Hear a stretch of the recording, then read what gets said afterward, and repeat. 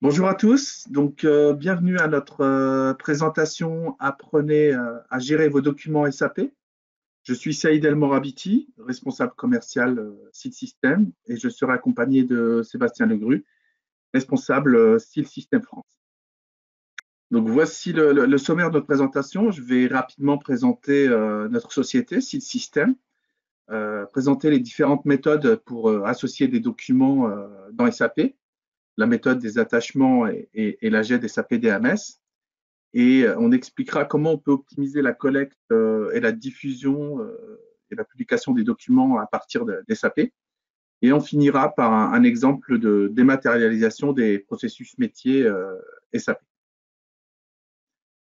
Si le système est une société internationale spécialisée dans l'output management, c'est la gestion des impressions et de diffusion de documents.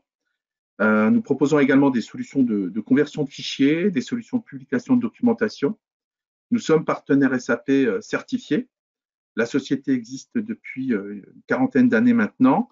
Notre siège est en Allemagne, où nous avons différents bureaux et nous avons également des filiales à l'international, la filiale française que nous représentons. Et nous sommes également présents directement aux États-Unis et en Australie et nous travaillons avec des partenaires à l'international sur des régions où nous ne sommes pas directement présents. Alors, quelles sont les différentes méthodes, les différentes manières d'associer des documents dans SAP? Il existe la méthode des attachements et également une GED dans SAP qui s'appelle SAP DMS. Alors, quelles sont les différences? La méthode des attachements, c'est une méthode en fait qui utilise les pièces jointes dans SAP et qui permet de lier un fichier à un objet technique dans SAP. La pièce jointe contient très peu d'attributs, le nom de la personne et la date. Un exemple de cas d'emploi, c'est l'archivage en pièce jointe d'une facture au moment de son impression. SAP offre aussi la possibilité via la fonction imprimer et archiver, mais cette méthode est également utilisée pour rattacher des formulaires ou des documents figés tels que des conditions d'achat ou de vente. L'autre méthode pour gérer des documents dans SAP, il existe un module qui s'appelle SAP DMS, DMS pour Document Management System. Alors la GED SAP DMS, elle répond à d'autres besoins. Elle dispose d'un grand nombre d'autres fonctions de GED comparées à la méthode des pièces jointes. Elle permet par exemple de définir une typologie de document, de définir un réseau de validation, un réseau de statut de validation du document. Elle permet également de définir des liens objets entre des documents et d'autres objets dans SAP. En général, on va lier des documents à des articles ou des nomenclatures d'articles, mais on peut aussi lier des documents à tous les objets SAP, des opérations dans la gamme, des postes techniques, des équipements, etc. On peut définir des caractéristiques afin de mieux classifier les documents. Dans ces objets documents appelés fiches infodocuments ou FID, on peut lier des fichiers appelés fichiers originaux. Le format, lui, reste libre. On peut utiliser des fichiers PDF, des TIFF, des fichiers applicatifs comme le Word, ou bien même des fichiers 3D comme le STEP ou l'IGS. Ces fichiers peuvent être stockés dans des systèmes d'archivage proposés par SAP, appelés Content Server, mais aussi stockés via des adresses UNC dans un serveur de fichiers, ou bien même référencés en tant qu'URL dans le cas des fichiers où les fichiers restent stockés dans un système PLM externe ou une GED comme SharePoint. À noter également que la GED SAP DMS dispose d'un connecteur avec les systèmes de CAO via le bureau CAO ou le CTR, de manière à remonter dans SAP les documents issus de la CAO. Voilà pour l'introduction des deux méthodes de gestion de documents dans SAP. Ce que je vous propose maintenant, c'est de voir comment tout cela est géré dans SAP. Donc là j'ai volontairement ouvert un objet technique. Là, c'est une commande d'achat, juste pour vous montrer comment se matérialise une pièce jointe. Comme l'a dit Saïd, c'est vraiment associer un fichier ou plusieurs fichiers à un objet technique dans SAP. Souvent, c'est utilisé pour les factures, pour avoir un double flux au moment où on imprime via le contrôle de message une facture. On voudra avoir un flux qui va l'imprimer, mais un flux PDF également qui va le rattacher en le duplicata en pièce jointe dans la facture. Là, dans mon cas, là, je suis sur une commande d'achat et j'ai voulu archiver les conditions d'achat, par exemple. Donc voilà, c'est un peu l'idée de stocker un document figé, soit un formulaire, soit un document PDF figé dans un élément, un objet technique. Donc ça a une utilité généralement pour vraiment stocker des formulaires. Pour la GED DMS, c'est un peu plus complet en termes de GED, c'est que vous avez des fonctions de recherche. Donc toutes les transactions pour rechercher les documents, ça commence par CV0N, donc CV01N pour rechercher un document, et CV04N pour créer un document, et CV04N pour rechercher un document. Là, je vais juste vous montrer un document que je viens de créer. Alors, un document, il est composé d'un certain nombre d'attributs. Les attributs de base du document sont généralement son document, le nom du document, pardon, la partition, la version et le type de document. C'est au travers du type qu'on va définir tous les attributs de la fiche info document et notamment, par exemple, le réseau de statut. Dans les autres attributs qu'on peut retrouver, on va avoir la description qui peut être maintenue dans différentes langues. On peut aussi avoir des données de caractéristiques, ce qu'on avait évoqué de classification. Donc, on pourra, pour plus facilement rechercher des documents, lui donner des informations de classification. Mais surtout, ce qui est intéressant, c'est qu'on peut lier ces fiches infodocuments à d'autres objets techniques dans SAP. Dans mon cas, là, on voit qu'on a lié ce document à un article. Et si je bascule en cliquant sur le lien, je vois que je tombe dans l'objet article et on peut également rebasculer dans l'objet document via cet onglet données documents. On voit que le document, il est ici. Si je reviens en arrière. Donc le document s'appelle une fiche infodocument et pour cette fiche infodocument, vous avez la possibilité d'archiver des fichiers originaux que vous pouvez consulter par la suite. Alors les fichiers originaux, ils peuvent être stockés dans un content server, donc le système de stockage proposé en standard dans SAP, mais peut être stocké dans une GED externe via le middleware proposé par SAP qui s'appelle ArchiveLink, mais ça peut être aussi une adresse UNC, donc dans un système de fichiers, ou une remontée d'une URL directement référencée dans la fiche infodocument. Donc là, on est assez libre en termes d'archivage ou de liaison d'un fichier original dans une FID. Tout le paramétrage, lui, se fait dans Espro au niveau de la fonction composante interapplication gestion de documents. En général, ce qu'on va définir en premier, c'est la typologie des documents et dire pour un type de document, par exemple, moi, mon cas, c'était le SH4, je vais pouvoir définir si je veux afficher certains attributs. Je peux définir, par exemple, aussi quelle est la numérotation de version de document. Je vais pouvoir aussi définir le réseau de statut des documents. Et à ce niveau-là, on a une interface qui permet de montrer où on en est, par exemple, dans le statut. Et surtout, on pourra définir pour ce type de document quel lien objet on autorise.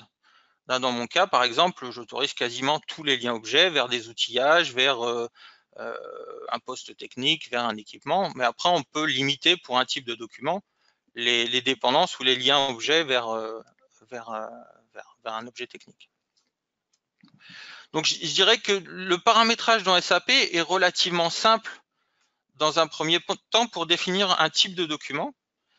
Après, il y a un certain nombre d'autres paramètres qui peuvent être maintenus, mais je dirais que si on définit déjà cette typologie de document, on a fait 80% du travail. Après, cette JET dans SAP, elle a un intérêt, c'est de pouvoir lier des documents à d'autres objets techniques dans SAP, mais généralement pour les processus opérationnels. On ne va pas avoir une GED SAP DMS juste pour gérer des documents qui ne seraient pas référencés dans SAP pour d'autres objets techniques. Cette GED, elle est vraiment utile justement pour associer des documents à des processus opérationnels SAP. Or, dans cette logique-là, SAP DMS, elle permet de rechercher des documents via CV04N, mais elle n'a pas en standard de fonction permettant de collecter tous les documents liés à un processus opérationnel tel que les achats, tel que la fabrication, la maintenance ou autre. Et c'est là que SIL System va compléter l'offre SAP DMS pour offrir ces fonctions de collecte et de diffusion de documents liés au processus opérationnel. Ce que je propose, c'est que Saïd reprenne la parole pour montrer un petit peu tous les outils SIL qui ont été développés sur cette logique-là. Donc, comme l'expliquait Sébastien, en standard, SAP DMS permet de gérer les documents, mais ne propose pas de fonction de collecte en masse, de diffusion, de publication de documents. Si le système propose des intégrations qui permettent de collecter automatiquement à la fois les formulaires SAP, mais également tous les documents associés à SAP et au processus métier donné. Donc, on peut lier des documents à des objets SAP et si le système va pouvoir faire les intégrations, va permettre de les récupérer, de les récolter automatiquement. On vient donc compléter SAP DMS pour fournir des fonctions de collecte et de diffusion. On va répondre à des besoins de génération automatique de dossiers d'achat, des dossiers de vente, des dossiers de fabrication, des dossiers de maintenance ou de qualité. Et on a géré un grand nombre de projets avec nos clients qui nous ont permis d'étoffer notre offre et de couvrir en fait l'ensemble des processus métiers SAP qui ont besoin d'être accompagnés de documents. Donc, on va automatiquement générer des dossiers qui vont être complets dans la bonne séquence, qui vont se composer du formulaire et de tous les documents annexes qui peuvent être des plans, des modes opératoires, en fonction du contexte. On va également fournir des intégrations pour permettre de la publication de documentation. L'idée, c'est d'exploiter à la fois les documents gérés dans SAP DMS et les métadonnées pour générer automatiquement des documentations PDF structurées, donc qui peuvent être des documentations produits, des documentations projets, des documentations utilisateurs. On a également développé des solutions pour dématérialiser les processus métiers SAP. Nos clients sont souvent à la recherche de dématérialisation de leur processus métier afin de se libérer de l'édition de documents papier, des activités de saisie répétitives. C'est dans cette logique que nous avons développé la solution Paperless. La solution Paperless, elle permet de disposer de la bonne information au bon moment, au bon endroit, et surtout d'apporter de l'interactivité avec SAP en permettant la saisie et la remontée d'informations directement dans SAP. Cette approche va permettre de gagner en productivité en disposant rapidement des bonnes informations et en éliminant toutes les saisies multiples sur papier, puis sur SAP. Je vais redonner la main à Sébastien pour pouvoir vous présenter concrètement des processus de collecte et de diffusion de documents. Donc, on a évoqué tout un processus qui est les achats. Là, je vais commencer par le processus de fabrication. Alors, ce qu'on peut faire dans un processus de fabrication, c'est lier sur un OF des documents à l'article de tête, mais aussi à tous les articles de la nomenclature liés à cet article de tête. On peut aussi lier des documents à des opérations dans la gamme en tant que MPO, donc outillage, et donc revoir, là on voit que c'est un document, et consulter ce document. On peut également lier des documents sur l'OF au niveau des composants. Et l'idée, c'est que si le système a la possibilité, via une configuration dans une table, de définir des variantes d'une transaction permettant de filtrer tous les documents et dire je veux, pour un type d'ordre particulier, par exemple, récupérer tous les documents d'outillage, donc d'opérations dans la gamme, mais pour un autre type d'ordre, je pourrais récupérer que les documents des composants, par exemple, ou un petit peu faire un mix des deux. Et donc, on a un certain nombre de tables dans notre IMG qui permet de vraiment affiner le filtre et le tri des documents. Mais tout ça, c'est en arrière-plan. Ça s'interface totalement dans SAP et dans la fonction d'impression de SAP. En fait, là, ce qu'on va faire, c'est qu'au moment où on imprime l'ordre, automatiquement, plutôt que d'envoyer les formulaires dans le spool SAP, on va créer ce qu'on appelle, nous, une requête de sortie SIL. Donc là, on est dans notre objet technique qui s'appelle requête de sortie, qui va agréger tous les documents et tous les formulaires. Donc là, les formulaires aussi, on pourra les consulter. Et on pourra aussi donc regarder tous les documents. Moi, j'ai fait un filtre en disant je veux récupérer que les PDF des fiches info documents. Et tout ça, en fait, c'est une collecte automatique des documents. En général, l'utilisateur, il n'a jamais cette requête de sortie. Cette requête, elle est créée en arrière-plan, mais elle peut être consultée par la suite. L'idée, c'est vraiment d'automatiser la création du dossier. C'est au moment où on valide l'ordre de fabrication, s'il collecte l'ensemble des documents, crée la requête de sortie et l'envoie automatiquement à un serveur de traitement qui, lui, va l'envoyer vers l'imprimante sélectionnée. Donc tout ça, c'est transparent. Il n'y a pas de fonction de recherche ou de modification de la requête de sortie. Tout est automatique. Donc ça, c'est le cas pour les OF, mais on a fait un peu cette même logique pour tous les processus opérationnels qui nécessiteraient d'accompagner des documents au processus opérationnel. Là, je prends le cas d'une commande d'achat. Dans une commande d'achat, quand on imprime, on crée un message. Là, on a défini dans le message nœud une fonction à nous qui reroute le formulaire de commande d'achat et qui reprend tous les documents qui seraient liés aux articles en poste dans la commande d'achat. Et si ces articles-là sont des nomenclatures, on pourrait éclater la nomenclature. Et donc là, si je répète en fait mon message, si je répète mon message, automatiquement, ça va me créer la requête de sortie en agrégeant à la fois mon formulaire de commande d'achat,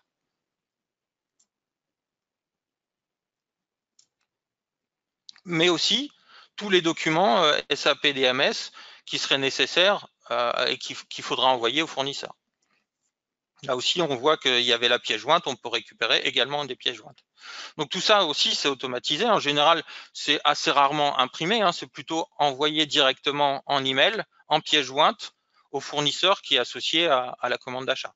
Alors fournisseur ou contact, etc. On a un certain nombre d'exits qui permettent de récupérer un petit peu tous les métadonnées du fournisseur pour reprendre l'adresse email si c'est un contact ou si c'est un fournisseur. Donc, quand on envoie en fait automatiquement cette requête de sortie, ça l'envoie vers un serveur de traitement. Lui, il collecte l'ensemble des informations, crée l'email et l'envoie automatiquement au serveur de messagerie. Tout ça, là aussi, c'est transparent. C'est au moment où on crée le message qu'on va envoyer automatiquement la requête de sortie et en définitif, le fournisseur récupérera à la fois le formulaire de commande d'achat et tous les documents rattachés. Alors là, j'ai un exemple, mais là que j'ai affiché à l'écran. On peut tout concaténer dans un seul et même fichier, la commande d'achat, les conditions, les documents. Et on peut également, en fait, rajouter des métadonnées avec, par exemple, le statut du document ou des informations qui seraient pertinentes sur le document en question, ce qu'on appelle les estampillages. On a également aussi fait des développements pour pouvoir fournir toutes ces informations-là dans un portail qui peut être en SharePoint ou qui peut être en Fiori. Nos clients, j'ai un client qui a développé l'interface en Fiori, et nous, on va avoir une fonction de collecte et on va donner une fonction intégrée dans Fiori pour créer le zip qui contient l'ensemble des documents d'une commande d'achat. Donc les documents, à la fois le formulaire et les documents rattachés. Voilà un petit peu pour les processus, je dirais, achat, fabrication, mais on a aussi cette même logique pour la maintenance, pour les avis qualité, pour les commandes clients. On a un grand nombre de processus. Le tout est défini dans notre propre IMG. Et on a un certain nombre de modules. Et le module pour récupérer les documents liés à un processus s'appelle éclatement de structure. Et là, on va avoir en fait tous les modules possibles, notamment récupérer par exemple tous les documents d'une commande d'achat, d'un projet, d'une livraison sortante, d'une nomenclature article aussi, ça peut être intéressant. En fait, on a vraiment développé un grand nombre de fonctions permettant de collecter tous les documents liés à un processus opérationnel. Ce qu'avait évoqué aussi Saïd, c'est qu'on a une fonction qui permet de créer des documentations produits avec table des matières, numérotation de pages, où on va concaténer l'ensemble des informations. Généralement, le point d'entrée, c'est plutôt une nomenclature article. Et là, on va éclater la nomenclature, récupérer l'ensemble des documents liés à cette nomenclature, mais on va aussi récupérer des métadonnées, par exemple la description de l'article, pour s'en servir en tant que données de la table des matières. Donc, par exemple, là, moi, je vais envoyer et créer cette requête de sortie en arrière-plan. Sur cette requête de sortie, on voit les fiches info documents qui sont collectées, mais on voit aussi des paramètres qui ont été récupérés, qui vont être utilisés durant le processus de publication pour créer cette documentation composite. Donc là, quand je vais envoyer le tout vers le serveur de traitement, automatiquement, on a une interface qui s'appelle DPF Tracker, qui est capable de suivre l'état d'avancement du processus de distribution, et on voit là par exemple que la première fonction, ça va être la fonction de checkout, donc de récupération des documents. Après, ça va être une fonction de concaténation de l'ensemble des documents, de création de la table des matières, et en définitive, en fin de cycle, on va créer par exemple une structure de CD-ROM, mais ça peut être n'importe quelle autre structure, où on va avoir cette table des matières qui est recréée vraiment par SIL System. Et dans cette table des matières, du coup, on pourra naviguer dans la structure. On peut aussi recréer vraiment des tableaux dynamiques avec des informations qu'on va collecter de la structure SAP, de la nomenclature, par exemple. Donc, l'idée vraiment, c'est de constituer une documentation composite et avec une structure, mais une structure qui est récupérée de SAP. Enfin, le dernier point qu'on a évoqué, c'est ce qu'on appelle nous Palo, qui est la fonction qui permet en fait d'extraire en masse via des iDocs toutes les informations d'un OF et des opérations, de manière à ce qu'un opérateur, pour son poste de travail, voit toutes les opérations à réaliser, va marquer les temps, le rendement, et va valider chacune des opérations dans la gamme des OF à réaliser. Donc là, moi, je vais me connecter avec mon utilisateur. Et je vais dire, bon, je suis dans la division donc Hambourg, et je veux, comme je suis sur mon poste de travail 1112, je veux voir que les opérations de mon poste de travail. Donc tous les OF avec les opérations de mon poste de travail. Et là, on voit bien qu'il y a par exemple l'ordre qui s'appelle Palo French 1 avec trois opérations encore à valider. Et donc si je double-clique sur une des opérations, on va avoir toujours les informations de l'ordre, les informations des composants liés à cet ordre, aussi les documents DMS qui étaient liés sur chaque opération dans la gamme, on va les récupérer automatiquement et les afficher. Et donc là, on pourra naviguer vers l'ensemble des documents.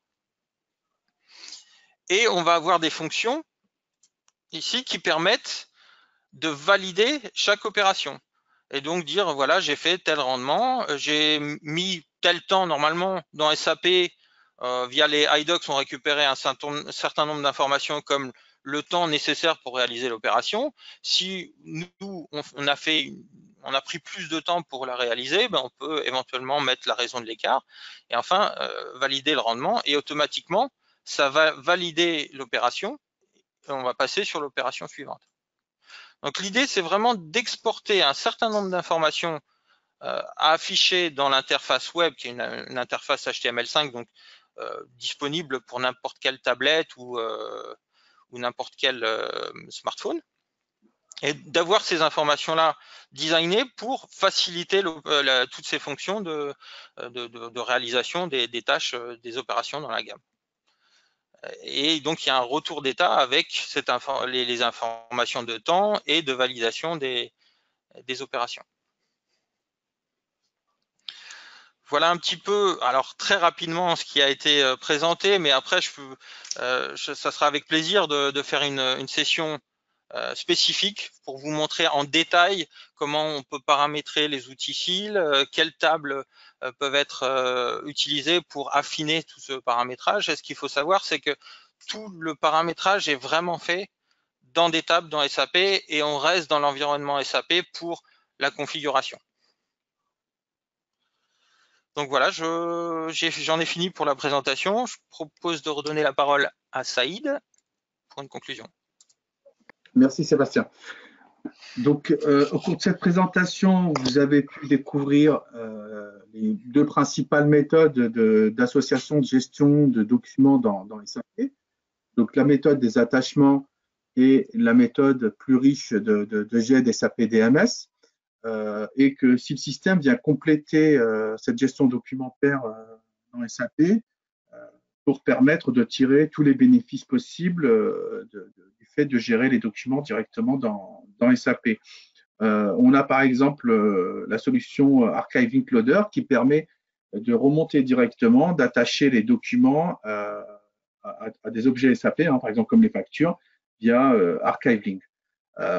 Au démarrage d'un projet, il peut être nécessaire de créer automatiquement en masse des documents, des fiches info-documents dans SAP, de créer automatiquement les liaisons d'objets, de charger les documents dans le Content Server.